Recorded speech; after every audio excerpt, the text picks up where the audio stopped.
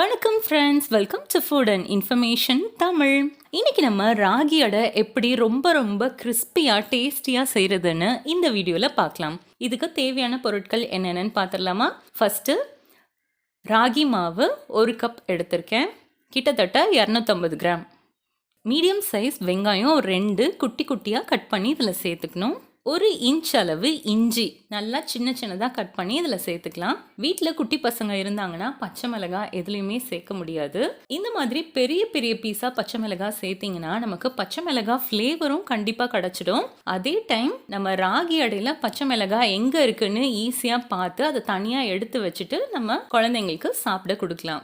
ஒரு சின்ன size carrot நல்லா சீவி இதில் சேர்த்துக்கலாம். அடுத்ததாக ஒரு கை நிறைய முருங்கைக்கீரை, நல்லா ஃப்ரெஷ்ஷான முருங்கைக்கீரை ஆஞ்சி தண்ணியில் போட்டு வச்சுருக்கேன். அது தண்ணி இல்லாமல் நல்லா புழிஞ்சு இதில் சேர்த்துக்கலாம். தேவையான அளவு உப்பு. கொஞ்சமாக இதில் தண்ணி சேர்த்து நல்லா பசைஞ்சிக்கலாம். ராகி அடை கிறிஸ்பியாக வர்றதுக்கான சீக்ரெட் டிப்ஸ் என்னன்னு பார்த்தீங்கன்னா இதில் தண்ணி சேர்க்கறது தாங்க. நம்ம நிறைய தண்ணி சேர்த்து ரொம்ப சாஃப்டான மாவாக ஆக்கக்கூடாது. கொஞ்சமாக தண்ணி சேர்த்து தண்ணி கொஞ்சம் கம்மியாக சேர்த்து மிக்ஸ் பண்ணிக்கணும். இந்த மாதிரி கொஞ்சம் ஹார்டான மாவு மாதிரி இருந்தால் தான் ராகி அடை ரொம்ப கிறிஸ்பியாக இருக்கும். அதனால தண்ணி கொஞ்சம் கம்மியாக ஊற்றி இந்த மாவை ரெடி பண்ணிக்கலாம். பாருங்கள், மாவு ரெடி ஆயிடுச்சு. இந்த மாதிரி நமக்கு கையில் ஒட்டவே கூடாது. இப்போ இது மேலே ஒரு 2 ஸ்பூன் அளவு எண்ணெய் ஊற்றி நல்லா மாவு ஃபுல்லாக ஸ்ப்ரெட் பண்ணி வச்சுக்கோங்க. இது ஒரு 5 நிமிஷம் அப்படியே இருந்தால் போதும். நம்ம தவா ஹீட் ஆகுற வரைக்கும் இது இருந்தாவே போதும். நம்ம ரொம்ப நேரம் ஊற வைக்கணுன்ற அவசியம் இல்லை. இப்போ தோசை தவா நல்லா ஹீட் ஆயிடுச்சு. நம்ம இப்போ கொஞ்சம் சிம்மில் வச்சுக்கலாம் அடுப்பை. ஃபஸ்ட்டு கொஞ்சமாக எண்ணெய் ஊற்றிக்கோங்க அந்த தவாவில். இந்த மாதிரி பால் ஷேப்பில் நம்ம ராகி அடை மாவை எடுத்து தோசை தவா மேலேயே வச்சு நம்ம தட்டிக்கலாம்.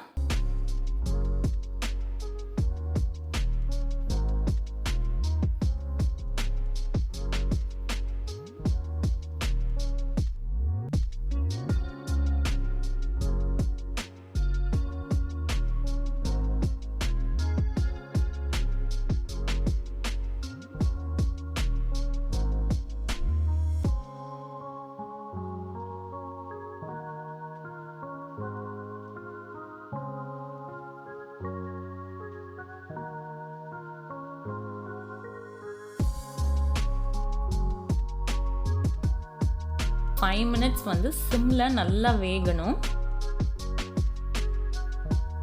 இது 2 பக்கமுமே 5 நிமிஷம் நல்லா வேகணும். இந்த ராகி அடை ரொம்ப ஒரு ஹெல்த்தியான பிரேக்ஃபாஸ்ட் ரெசிபி. ராகியில் அதிக அளவு கால்சியம் இருக்குது. 100 கிராம் ராகியில் பார்த்தீங்கன்னா கிட்டத்தட்ட 350 மில்லிகிராம் கால்சியம் இருக்குது.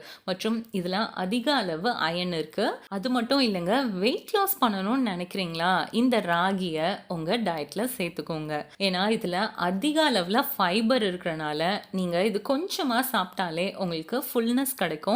மற்றும் ஃபைபர் நம்ம உடலில் இருக்க கெட்ட கொலஸ்ட்ராலை குறைக்க உதவும். அதனால வெயிட் லாஸ் பண்ணணும்னு நினைக்கிறவங்க ராகியா அதிக அளவு உங்கள் டயட்டில் சேர்த்துக்கோங்க. 5 மினிட்ஸ் ஆயிடுச்சு. இப்போ திருப்பி போட்டுக்கலாம்.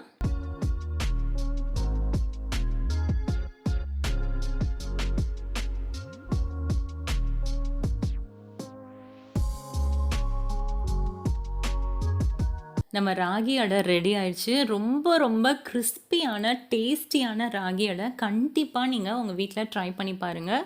நான் சொன்ன சீக்ரெட் டிப்பை மறந்துடாமல் அதே மாதிரி செஞ்சு பாருங்கள். ராகி அடை பிடிக்காதவங்க, ராகி பிடிக்காதவங்க எல்லாருமே இந்த ராகி அடையை இன்னும் வேணும்னு கேட்டு வாங்கி சாப்பிடுவாங்க. ராகி அடைக்கு பெஸ்ட் காம்பினேஷன் என்னன்னு பார்த்தீங்கன்னா தேங்காய் சட்னி. அதுவும் இந்த மாதிரி கட்டி சட்னி வச்சு சாப்பிட்டிங்கன்னா செம்ம சூப்பராக இருக்கும். கண்டிப்பாக உங்கள் வீட்டில் ட்ரை பண்ணி பாருங்கள். ஓகே ஃப்ரெண்ட்ஸ், இந்த வீடியோ உங்களுக்கு ரொம்ப பிடிச்சிருந்துச்சுன்னா லைக் பண்ணுங்கள், ஷேர் பண்ணுங்கள், கமெண்ட் பண்ணுங்கள்.